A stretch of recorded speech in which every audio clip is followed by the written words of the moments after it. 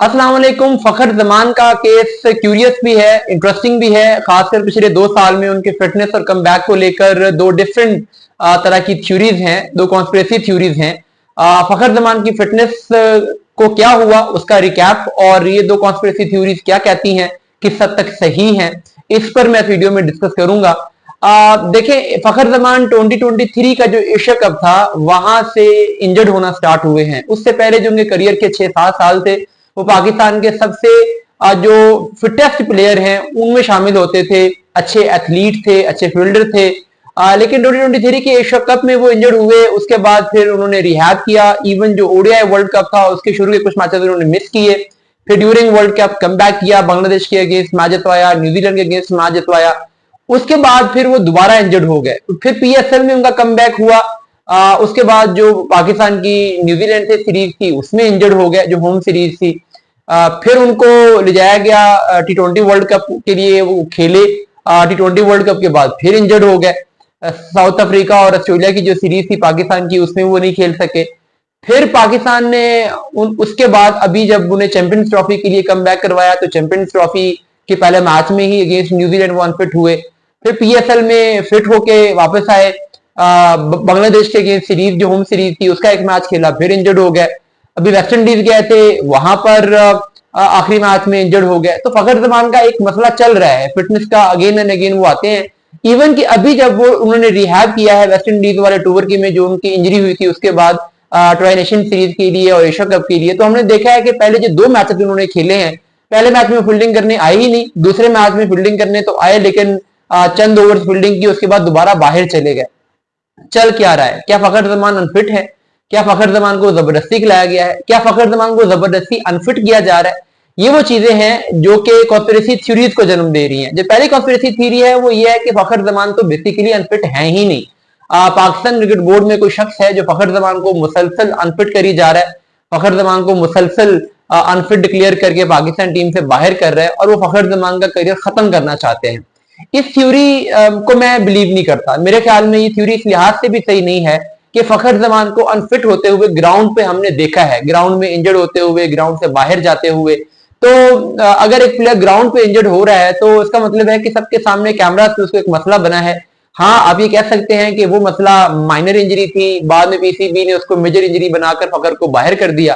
तो अगर ऐसा हो तो देखें, जो फिजियो का पैनल होता है ना, एक पैनल तो होता है पाकिस्तान क्रिकेट बोर्ड का और एक पैनल प्लेयर का अपना भी होता है। प्लेयर के अपने पर्सनल फिजियोज होते हैं और अगर कोई इस तरह की चीज हो तो प्लेयर इंडिकेशन दे देते हैं। वो कोई अपने जिम करते की पिक्चर लगा देंगे, कोई लोकल मैच खेलते की पिक्चर लगा देंगे, कोई इस तरह की चीज के इंडिकेशन दे देंगे कि मैं फिट था, मुझे नहीं लिया गया था। लेकिन फखर जमान की तरफ से हमें कभी इस तरह की इंडिकेशन नजर नहीं आई। जब भी वो इंजर्ड होकर बाहर हुए हैं तो उन्होंने कभी कोई डोमेस्टिक मैच नहीं खेला, कोई लोकल मैच नहीं खेला, कभी अपनी जिम से फोटोज नहीं लगाई, कोई इस तरह की चीज कभी नहीं आई। तो अगर होती तो डेफिनेटली 2 साल में कभी ना कभी तो फखर जमान इस चीज का दबे लफ्जों में सही किसी ना किसी तरीके से डायरेक्टली या इनडायरेक्टली इजहार करते, लेकिन हमें ऐसा होता हुआ नजर नहीं आया। फिर एक और चीज भी है, अगर हम आकिब जावेद को ब्लेम करें कि वो इस सबके पीछे है, वो फखर जमान को बाहर करना चाह रहे हैं, तो फखर जमान को इंजरी तो 2023 से होनी स्टार्ट हुई है। आकिब जावेद तो 2024 में पाकिस्तान टीम के साथ आए हैं, तो उससे पहले भी 1 साल फखर जमान ऐसे ही इन आउट हो रहे थे इंजरीज की वजह से।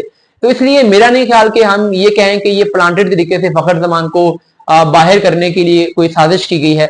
हाँ, एक दूसरी कॉन्स्पिरेसी थ्योरी है जिसको काफी हद तक मैं बिलीव करता हूं कि वो सही है, और वो थ्योरी ये है कि फखर जमान को जबरदस्ती टीम में कम बैक करवाया जा रहा है बगैर प्रॉपर रिहैब करवाए, बगैर प्रॉपर फिट किए। यानी वो इंजर्ड होते हैं, उसके बाद अभी तक प्रॉपर तरीके से वो फिट नहीं हुए होते, लेकिन उन्हें टीम में लेके आया जाता है। अभी जैसे कि पाकिस्तान क्रिकेट बोर्ड ने ये कह दिया कि फखर जमान का योयो भी क्लियर है, फखर जमान का जो रनिंग टेस्ट है वो भी क्लियर है, फखर जमान का बैटिंग टेस्ट भी क्लियर है, ब्रोंको भी क्लियर है, सब कुछ क्लियर है। लेकिन जब पाकिस्तान टीम के लिए पहला ही मैच खेले हैं वो, तो फखर जमान नहीं खेल सके, फील्डिंग नहीं करने नहीं आ सके।